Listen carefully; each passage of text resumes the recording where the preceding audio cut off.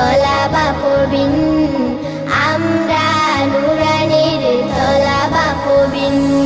কোরআনের আলো দিয়ে রাঙাবো দিন, করব সমাজকে